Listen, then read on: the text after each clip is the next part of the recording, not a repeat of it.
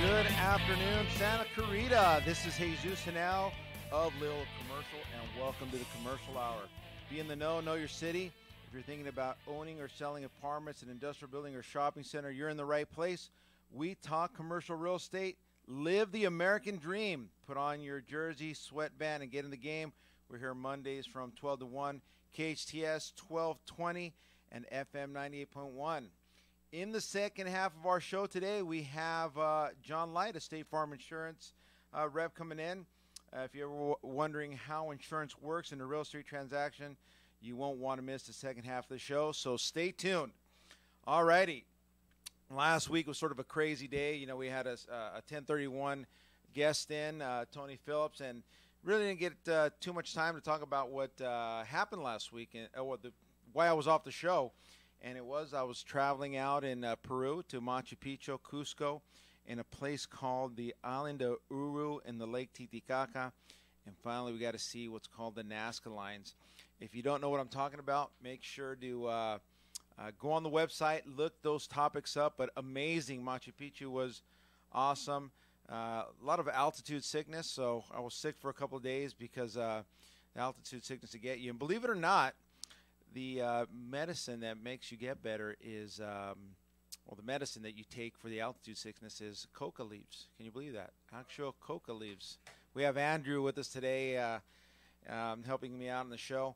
But coca leaves, if you can believe that. Now, people, you hear the word coca and, oh, that's bad. They think cocaine, but actually not. The plant itself is very good. It's for medicinal purposes. And the Incas then would take this because of the altitude, and it would give them energy. It's kind of like a 5-hour energy or a Red Bull. It would give them energy to walk many distances because they didn't have horses, so everything's on foot, and it's all mountainous. So it was very cool. Drank a lot, and there's coca tea, which is good. And at the hotels, the coca leaves are sitting there. Put it in your hot water and tea, and mix it up, and pretty good. What does it taste like? It doesn't really taste like anything. You know what it tastes like? It tastes like, to me, it tastes like burnt water. That's what it tastes like. It was, like a bad version of tea or something. Yeah, it didn't give you like a high or anything. People think, you're getting high. Didn't do that, but it really helped with the altitude sickness, which was interesting. Other piece that I went to that I thought was very interesting is a place called Lake Titicaca. Okay, and this is a lake that it's in the center of Bolivia and Peru. Now, these people live on islands that they create themselves out of root plant. So they get a bunch of these little squares of this plant that floats on the sea. They tie them together, and it looks like hay, and they drop hay down. They put it horizontally and vertically, and then they build these homes out of hay, and they put them up. Very interesting to see how these people live, and they live happily. And that's crazy. That's their real estate. And their house is about the size of this office here. Wow. And that's a family of 4. But they're very happy, so very grateful of this great country we live in. So today on the that was what happened last week. It was very interesting. We spent 3 weeks. It was a good family vacation, but I'm glad we're back. So next week, I'm giving you a preview to who's going to be on next week, and it's a very important topic. It is a gentleman by the name of Mike Brennan of Brennan Law. He's an attorney, and we're going to talk rent control. Have you ever heard of rent control, Andrew, what that is? Isn't that where the state can regulate how much you can increase your rent by every month or every so often or something like that? I think that's what exactly. It is, right? Do you rent an apartment? I don't. I live with my parents. Okay, you live in the good life now. Oh, yeah, saving up. Okay, so I'm going to talk a little bit about rent control just to get us primed for next week. And you don't want to miss next week because this is a hot topic. It's going to be on the ballot in November. They're going to try to repeal, or it's on the ballot to repeal a law that's on the books. It's called the Costa-Hawkins Law. And what that does, it just does not let you enact any more rent control laws.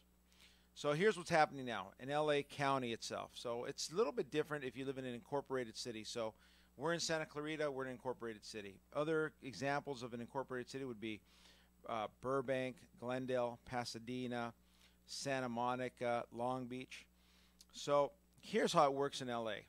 So if I own an apartment building, say in the San Fernando Valley, and I have a tenant in there, I leased to them maybe 15 years ago, and he's paying $600 for a one-bedroom apartment.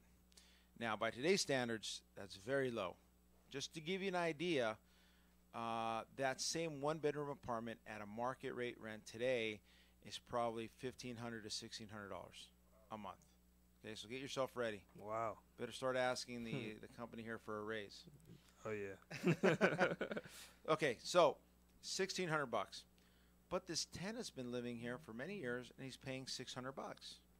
Okay, so the rent control law says that I could only raise his rent 3% a year. So what does that come out to? 6 times 3 is 18. Yeah, That's $18. Jesus.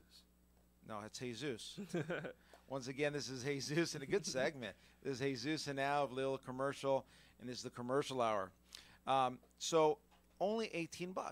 But let's talk about the cost of the building. You have to pay for the water, the building. You have to pay for insurance, and we'll talk about insurance when John comes in. If the roof goes bad, I got to change it. I got to pay for that. If the plumbing goes bad, I got to fix it. When the tenant moves out, I have to go in and rehab the unit, change the carpet, paint, update the bathroom. Whatever atrocity is in there, I have to fix it, right? Dang. So $18 a year more does not really help. So in LA County, if your building is under rent control, and here's the law. If it's built before 1978, October 1st, 1978, it's subject to rent control. If it's built after October 1st, 1978, so say November 1978, it's not subject to rent control. And here's what it says you can do. I can only raise the tenant 3% a year. Okay? That's it. If the tenant moves out of the unit, then I can raise it to market.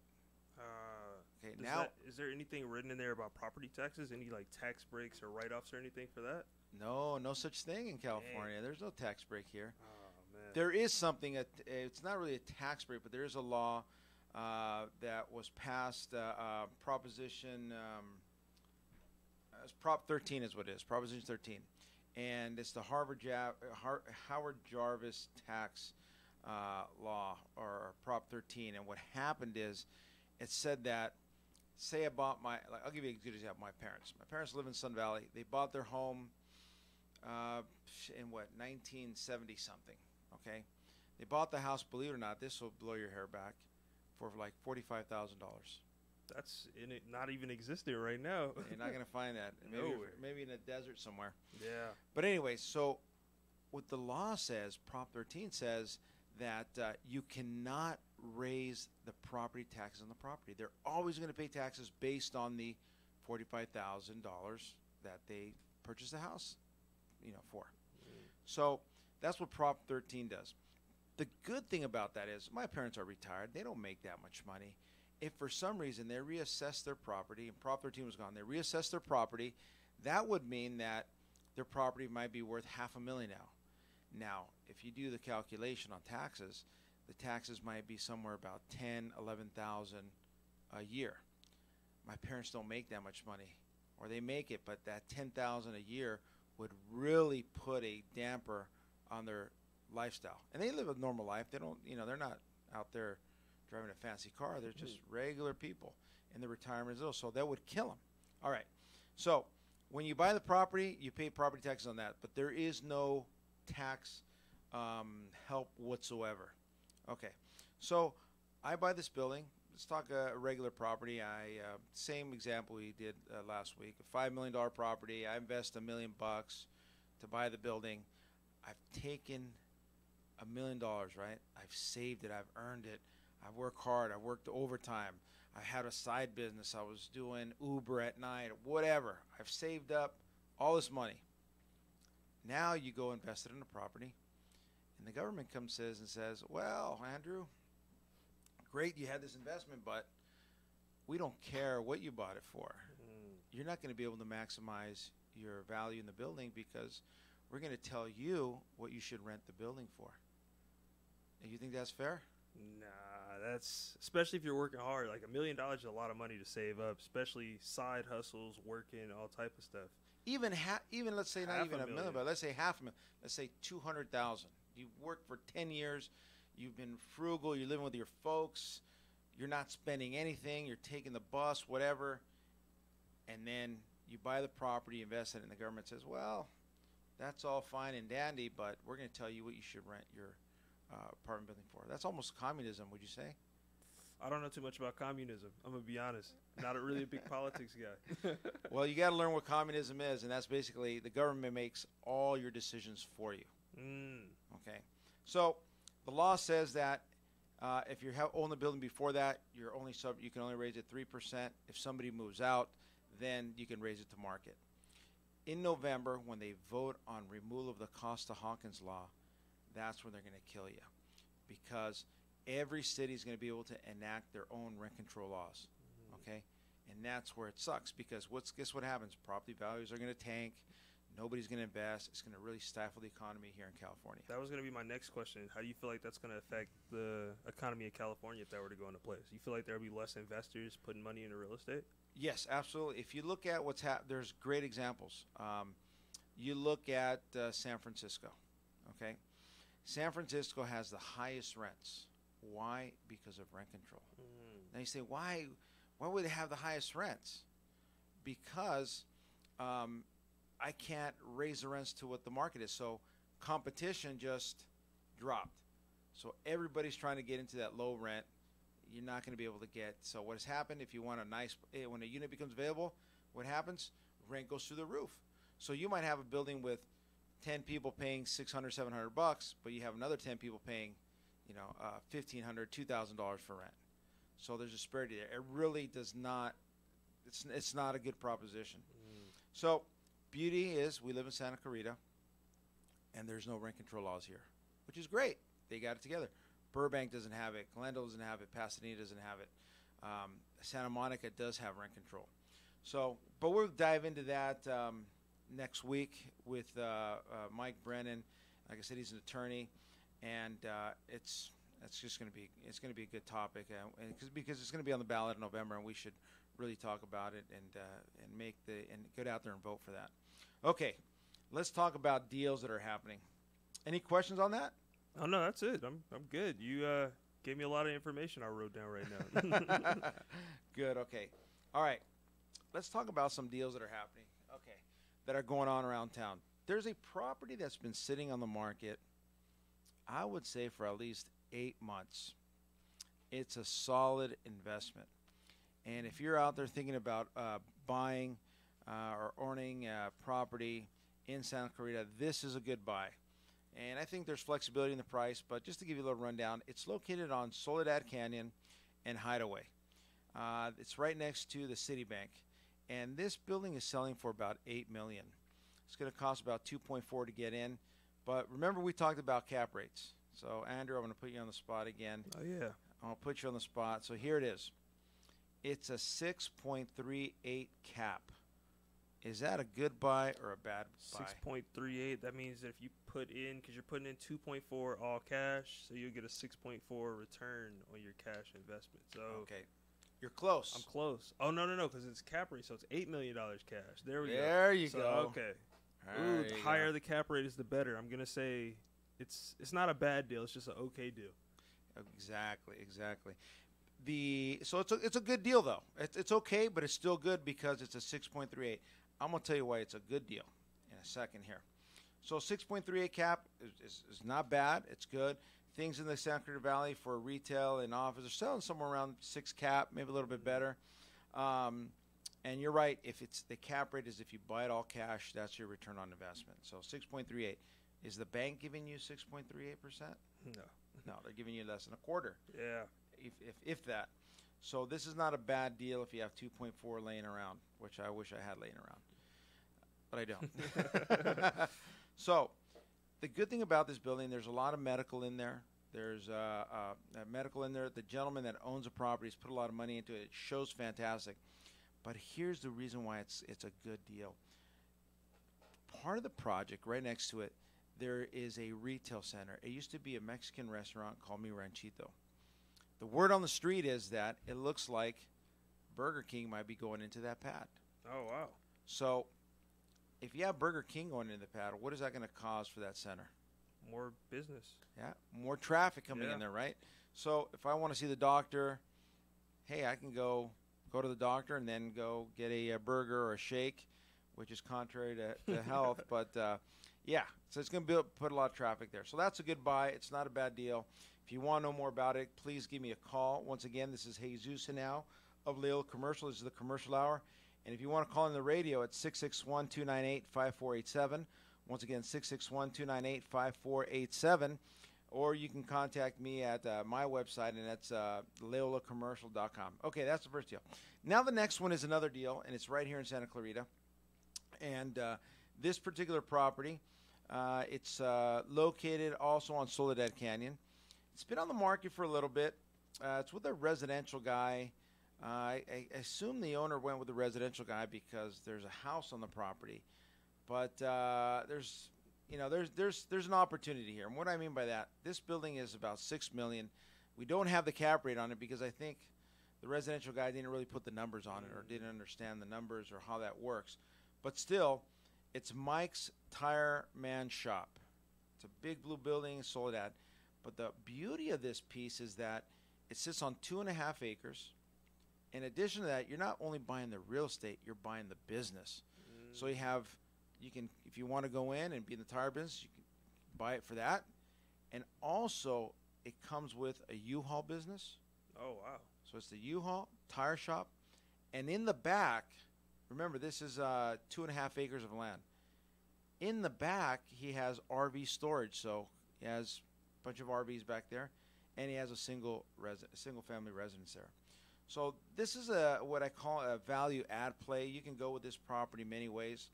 One, if you're in that business or you own a tire shop, let's say a Midas or America's Tire or something like that, you can get in there and carve out the first part of the tire shop, do a lease to them.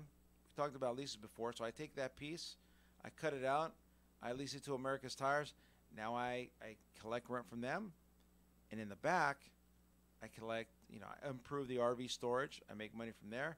That single-family residence, maybe I can make it better, tear it down, bigger, whatever. Now 3 businesses in one. Yeah, I can cut 4 actually. Oh shoot, yeah, you're right, 4. I can maybe parcel off the single-family residence and put it back on the market and sell it. True. And then the last business is the U-Haul business, which I can incorporate probably more space with the RV storage. Yeah. So this is a good opportunity, and there's a fantastic street exposure. It's right on Soledad Canyon, and so you get a lot of traffic there, and I think it's a good buy. If you want to know more about it, please give me a call. My number, you can reach me at 661-877-1433 or 818-570-3301. And this is Jesus Henao of the Commercial Hour here on the hometown station. All righty. So those are the deals we have. How are we doing on time? We're doing good? Yeah, we got about a minute left. Okay, perfect. So, take a look at those deals. Give me a call. You could always reach me, and we can talk about. Or if you want to, see how this works. Maybe you want the business piece of it. There's many ways to structure this. Okay, so just wrapping up here. If you're looking to sell, we can definitely help you with that. There's not too much out there in the market. You know what's out there a lot in the market, Andrew, is a development, a lot of land to build. It's big. There's a lot of property to build homes, offices, etc. And the banks are willing to give money away, so it's a good opportunity. So we're going to wrap this up for this section here. Once again, this is Jesus Henao of the Commercial Hour. Stay tuned. We have John Light of State Farm coming in, talk insurance, and we'll see you after the break. The Santa Clarita Artists Association has a new gallery in downtown Newhall on 6th Street between Main and Railroad, right across from the Canyon Theater Guild. The gallery features our members' paintings, sculptures, and one-of-a-kind handcrafted gift items. Whether you're an art lover, buyer, or an artist wishing to join, visit our website at santaclaritaartist.org, come to our free monthly meetings at Barnes & Noble, or stop by the gallery. For upcoming events and exhibits, check us out at santaclaritaartist.org. We make visual art visible. Holy cow! It's fair time. Incredible food, crazy carnival rides, cool concerts presented by Palmdale Auto Mall, including country, rock and roll, and the sounds of the 80s. Rally Kia Arena events include demo derby, monster truck, and figure eight racing. New this year, the backyard. Enjoy craft beer, bocce ball, cornhole, and more. Get your tickets early. Pre-sale admission is just $7. Pre-sale season tickets are $15. And unlimited carnival ride wristbands are just $25. Details and ticket information at avfair.com. Santa Clarita's hometown station. Hometown station. KHTS AM 1220 and the new 98.1 FM.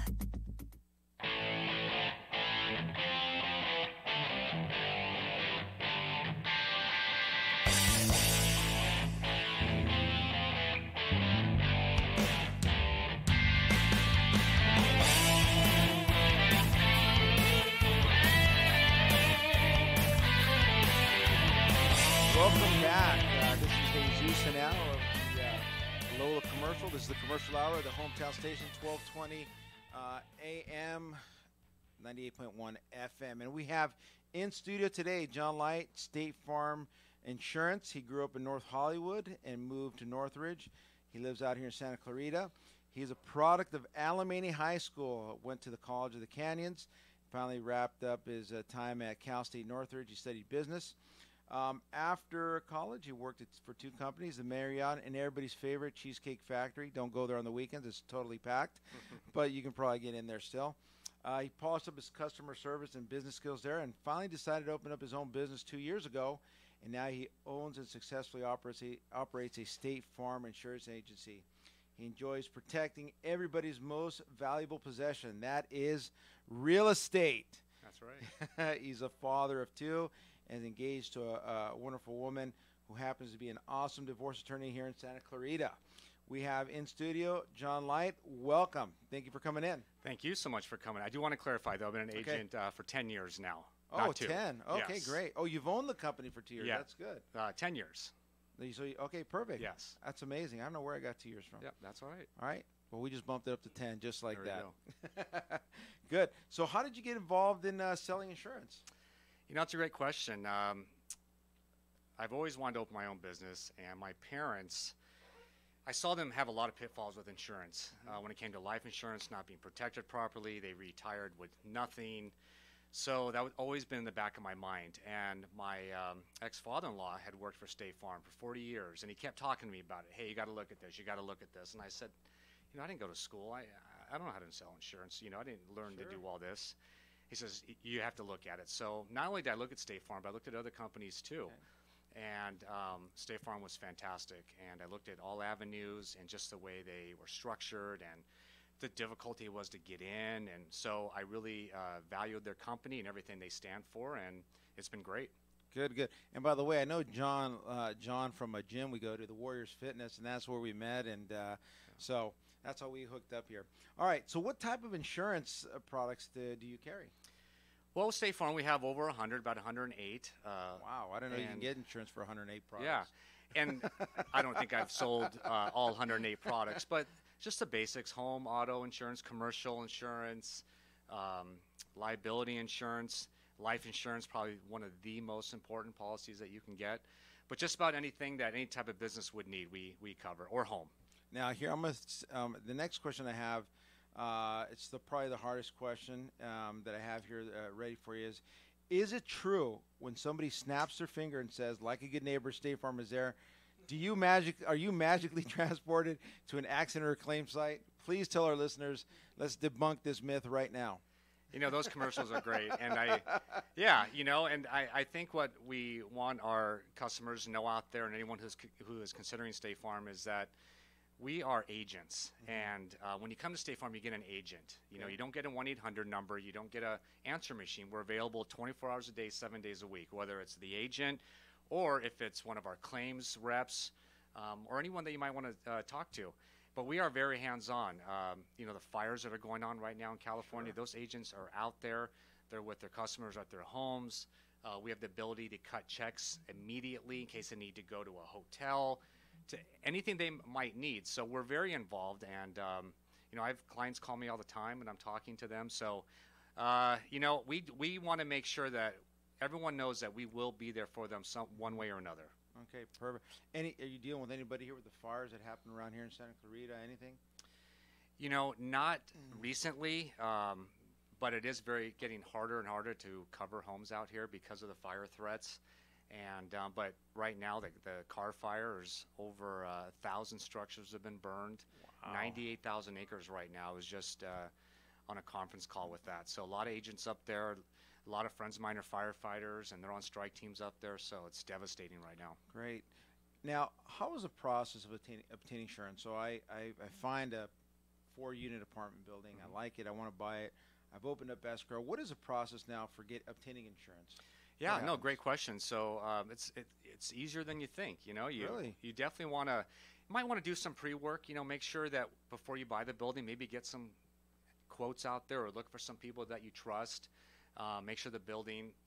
I'm just sending them to you. That's who I trust. Yeah. Well, you give us a call. Say, hey, John, I got this apartment building. This is what I bought it for, and these are the coverages that I want, and we work on it, and just submit it back to you and see if you want it, and if you agree, then we move forward in the process. Now, how do you determine the coverage? Is it just on the sales price, or how does that work on determining the coverage of the property? Well, that's a great question. So let's say you buy an apartment building for $1 million.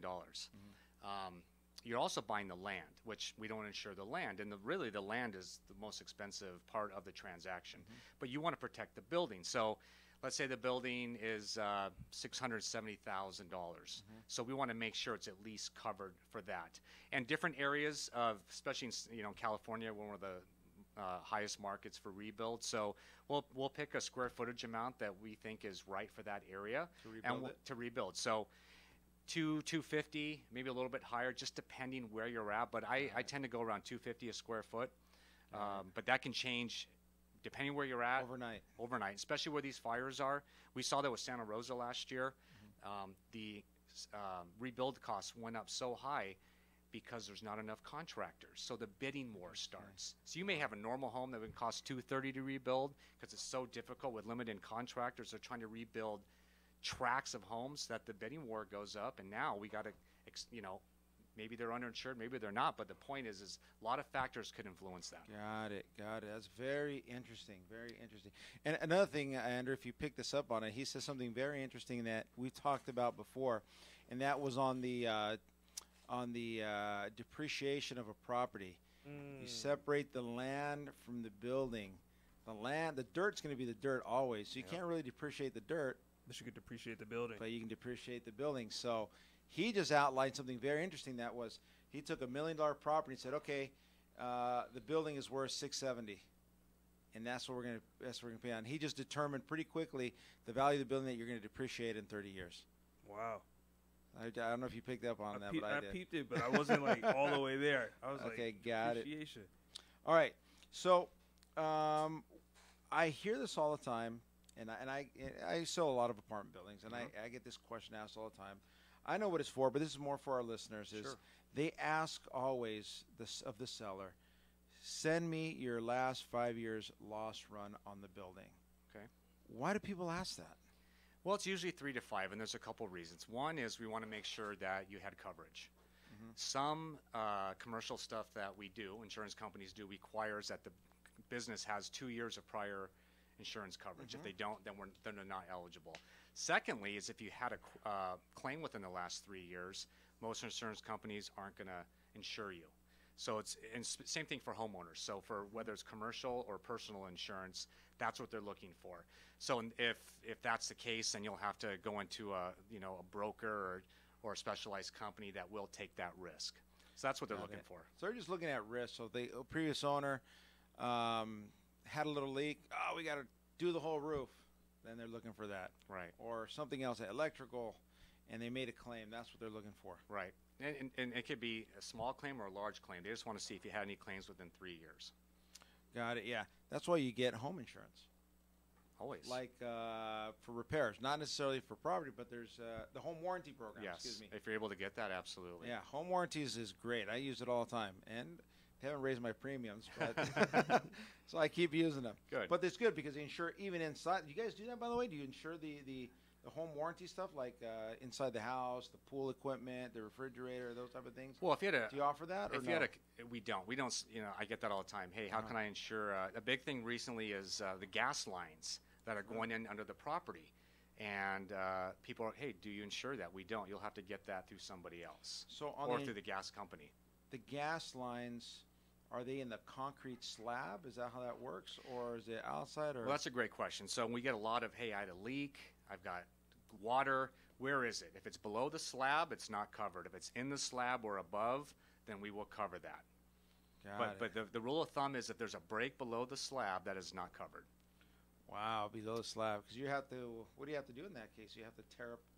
It's Part of the basically house on the probably. homeowner or the building owner. Yes. You have to tear up Just- part of the house, right? To If fix it's it. yeah, it could be. Yes. That's a costly item. Yeah, that can Yes. be expensive. Yes. Be very expensive. Okay. So, in our example, I'm in escrow. I went to you, John. I'm buying this apartment building. You give me the quote. What happens next? Do you talk to the escrow officer? Do you talk to me? How does the payment work? How does all that work? So let's say we sent it to you. We went over everything and you agreed to it. Okay. So at that point, you were going to submit it to the escrow or the mortgage company, make sure that they're happy with the coverage, which hopefully they are. And then we're going to submit it with payment. And then the underwriting process is going to start. How does the payment work? Do I pay you directly, or does it get handled through escrow? Depends on how the homeowner or business owner wants to do that. We can do either one, and it's really simple. So And just send the money. That's pretty simple, right? yeah, it's very simple. Wire straight to the account. So with homeowners, I'll usually go out and do an inspection if it's in a fire area. With commercial, I could go out with my field underwriter, and we'll take a look at it and make sure that it's eligible, and we can cover it for what we asked for. Got it. And how long does insurance last for? So I just bought the apartment. I have insurance now. How long is it good for? Well, the policy is a year policy, and it just renews automatically as long as you make the payment. So it goes on forever until you either cancel it or don't need it anymore. And how does it work? I mean, sometimes I've had insurance in the past, and I get the surprise, hey, your bill just went up $200. How does that work? Why do the premiums go up? Is it because of things like fire, or what happens that they... So that's a great question, and we're seeing right now, we actually had an increase last year in, let's say, autos, which we did, but that is just the market. It's like health insurance, right? Health insurance goes up. Why? Because people are sick and everyone has to pay into the pot. The same thing with home, auto, or commercial. If there happens to be, look at these fires. We have devastating fires every year. Premiums are going to go up. And premiums just go up because everyone has to pay into that loss. So when you see an increase, it's usually because of insurance companies are just seeing huge losses. And they have to raise the premiums in order to pay the liability claims and to remain financially strong. Now, I'm going to bring up a topic. I didn't have another question, but it just occurred to me, and it's a bad word, earthquake insurance. Yes. Oh, yeah. Now, I remember a lot of insurance companies went under, and the claims were hard to process. And then we have, the premiums were really high, and then the premiums went down. Where are we now in that ladder as far as earthquake insurance? Actually, I'm glad you brought that up. So let's talk about earthquake. A lot of people. Oh, do you fear that? I'm just kidding. Yeah. No, listen, it's coming. It's my wallet shaking. The earthquake, it's coming. It's kind of like being in Midwest with tornadoes or in states that flood. You have to be prepared. And we haven't had one in a very long time. Last one was 94. I was in Northridge. I was right there, and I felt it. My apartment got ruined. So half the people, about half that I insure, have earthquake insurance. What the question? I'll rely on FEMA. FEMA just announced that they are broke. Oh. That the last year's floods and the devastating fires, they basically said they're broke. So not only is FEMA not meant to rebuild, FEMA's meant for safety, sanitation, and security. So it's not I'm going to apply to FEMA, they're going to cut me a check and make me whole. That's not even what FEMA's for. Okay. So why rely on that? Regardless of what the premiums are, and they're normally just a little bit higher than your home or what your commercial would be, you'll probably never ever outpay what a devastating loss will do for you when it comes to an earthquake. So I would definitely recommend it. But FEMA is really one of the only companies that does that. Like you said, all the insurance companies lost millions, billions because of that. So the state had to step in, and now the state is the only one really that provides earthquake insurance. So you're saying the state of California provides insurance? Well, it's called California Earthquake Authority. So it's not tied to the state budget. It's its own separate private entity. So the government can't touch it. Our governor can't touch it.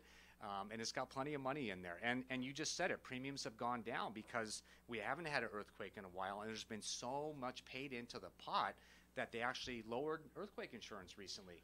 So I thought still, and I'm glad we're talking about this. I thought State Farm is the company that insured the earthquake insurance, but it's not. It's the state of California that's providing the insurance. Right. So if you go through California Earthquake Authority, you do have to have your home with whatever company you get your earthquake with. So you can't have your home with X company and your earthquake with C company. They have to be together.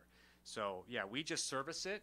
But when it comes to paying out the claim itself, it's California Earthquake Authority. Very interesting. I didn't know that. That's good. Okay, that's a good information. So, there's Newhall Crossing right down the street here. Okay, it's just opening up. We had the developer a couple of weeks back on the show, and as you can see, as you drove in here, you see that now retail spaces are becoming available. It's going up, and now he said by next year that should be up and running. So. I just came from Peru, and I want to open up an alpaca sweater store. Okay, believe it or not, I bought an alpaca sweater. Yeah, they're very good. And what type of insurance do I need for the store to open this thing up? So let's talk about because I bring that up because there's a lot of people that are small business owners. They want, like yourself, you have a space, you pay insurance, you have to pay rent. How does that work? How does So small business owners are what make up the economy. They're the largest entity out there that and take care of people. They sell services and goods. They employ people. Small business insurance. So you're coming in and say, hey, I have this product. If you're just leasing, you don't need to cover the building. But you need to make sure that you have liability in case someone comes into your building and gets hurt. Liability just in case your product is not what the person bought and it's not good, they need to return it, whatever. And also make sure you have enough property coverage for what you have. And I see that the small business owner is really one of the most underinsured people because it's very difficult not only to get into your business, but then to keep it going. So what I find is small business owners, they have to get the minimum insurance because the lessor is requiring that, but really they probably wouldn't even get that. So make sure you have enough coverage to, if your building were to burn down, could you replace everything that you lost? Replace all the alpaca sweaters. Everything. Your alpaca, your business, your computers, your furniture, whatever that might be. Secondly, if you have an employee, you need workers' comp insurance. So that's another policy that I see that's not being. How does that workers' comp work? Workers' comp is very simple. It's based on the employer's salary, or what the business brings in. So whether you have 1, 2, 3 employees, and then again, it depends on the business. So the more risk there is, for instance, like restaurants, the more expensive the workers' comp is going to be. But really, you need that. So if someone gets injured on the job, you have workers' comp insurance. And again, a lot of small business owners don't have that. Wow. And one last thing I do want to bring up is employment practices liability insurance. What's going on now? People are getting sued for many reasons. One of the big reasons now is sexual harassment.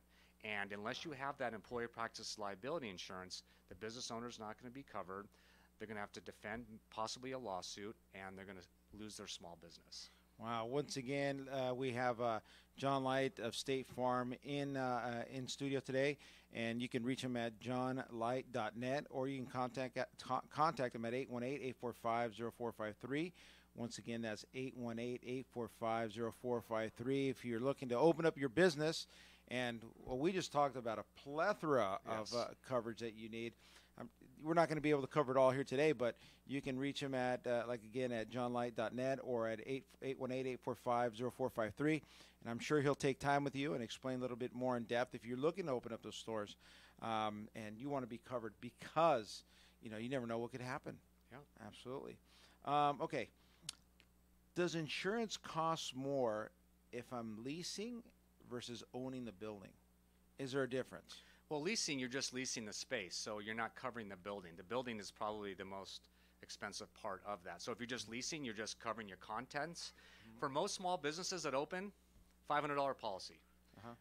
But depending, it's all based on what you're covering. If you own the building, then of course, not only are you covering all your business expenses, but now you're covering the building also. So yes, if you're owning the building, it's going to be a lot more involved. So even the building owner that's leasing out the space, he has his own coverage on top of the one that tenant is providing, right?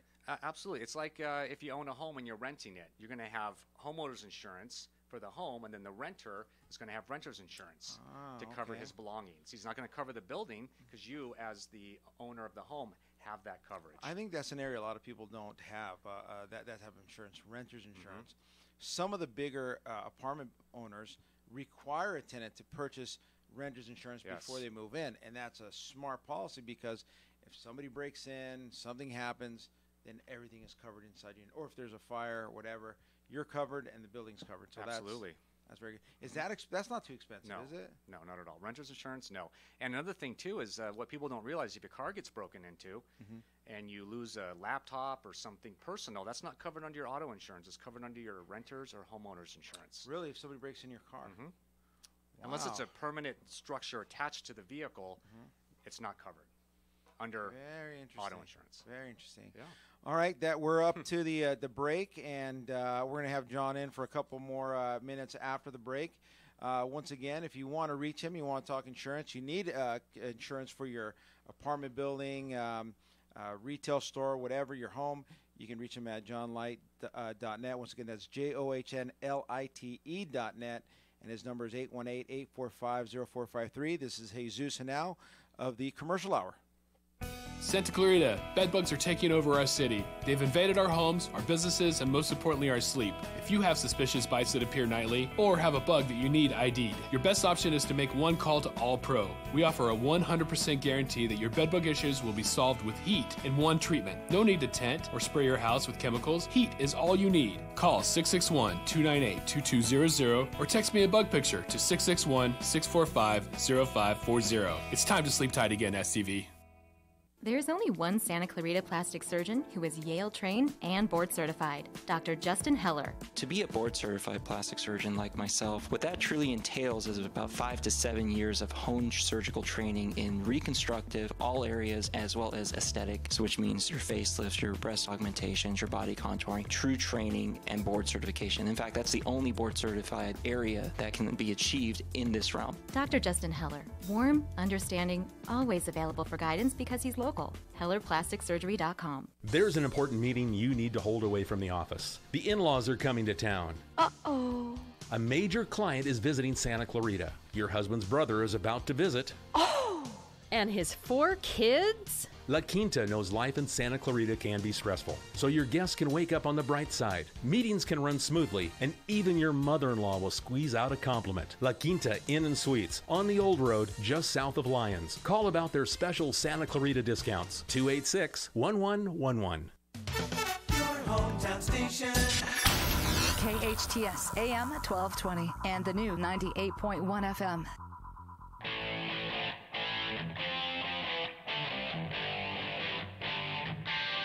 Welcome back. This is the Commercial Hour, and we're going to wrap up the show here. This is Jesus Henao of Leola Commercial. Remember, be in the know your city. We talk commercial real estate. We have John Light in the studio today talking insurance, property insurance, and you can reach him at www.johnlight.net or 818-845-0453. He is a good neighbor, and we'll be there when you give him a call. That's right. So at the end of the show, we just talked a little bit something during the break that was we didn't cover, but we'll just talk a little bit about it. Errors in emission insurance. That is important. In my business, I have to have it. I do have it.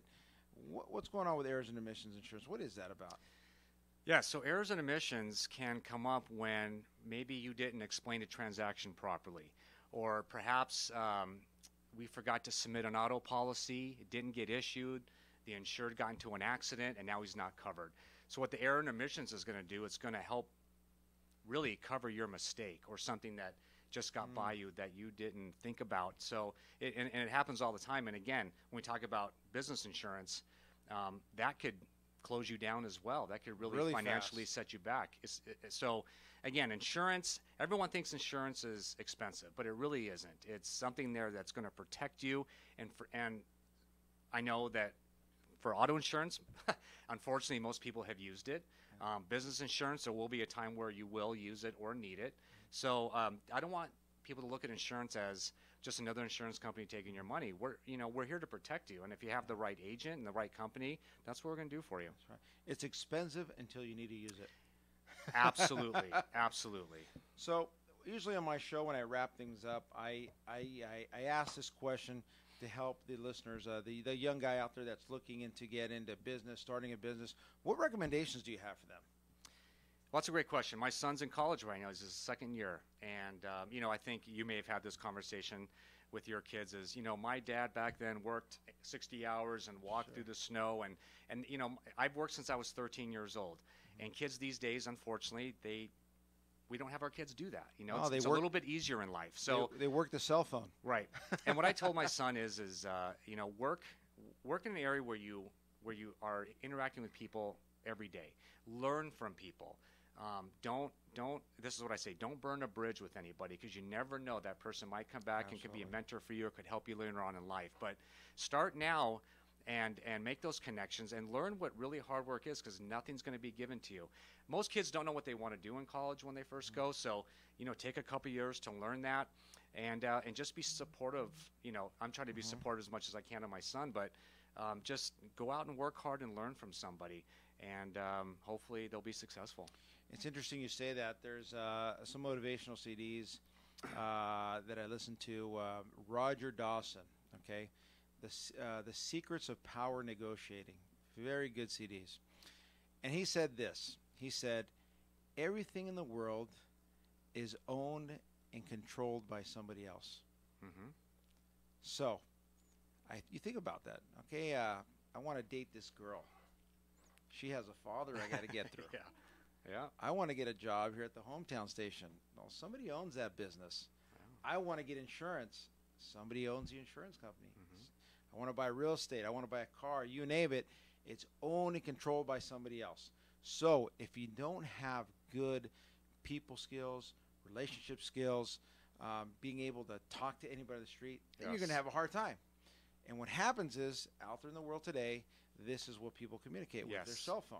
Yes. So they're stuck here, they're texting, and there's no personal skills, there's no talking to anybody. You nailed it. Yes, that's correct. And that is going to be, it's the downfall for a lot of people, because they don't have those basic skills. Now, when we talked about you working at the Cheesecake Factory and the Marriott, you're dealing with people all the time. Yeah. And you learn how to deal with certain people. So maybe you learn how to talk to this type of individual one way and to another way, and you build those skills by interacting every single day. Absolutely. And again, like you said, a lot of kids don't get that these days. A lot of adults don't have that these days. And I think adults don't have a lot of it these days too. That's very important. And college is very important. My recommendation, I remember growing up, they would say, okay, you have your high school diploma, you have to get a college degree, your undergraduate. For us, we're a little bit later on in life, that's fine. But nowadays, to compete in the workforce, it's not an undergraduate anymore. It's a master's degree. That's correct. Or a secondary. It's amazing. So I can't stress how important that is. And my son is also in college. He's got one semester down, and I've prepped him also. I told him, hey, your undergraduate is the bare minimum. You have to get that master's. You have to do that. And the work you put in the undergraduate is going to dictate where you're going to go in your master's. That'll really help you out. Yeah. So very important. All righty. Well, I think that's all I got for today. I think it was very entertaining. We learned a lot. We learned about insurance. Make sure to give us a call if you're looking again to buy, sell real estate. You can reach me at leolacommercial.com. My new website is up. Go check that out. It's professionally done. Looks fantastic. And if you're looking for insurance, John Light's the way to go. And stay tuned for next week. Very important. We're going to tackle the rent control law. We're going to talk about Costa-Hawkins, the November 8 ballot. That's going to affect a lot of owners. It's going to affect property values. So make sure to tune in to see that. Once again, this is Jesus Henao, the hometown station, KHTS 1220 FM 98.1. Signing off. We'll see you next week.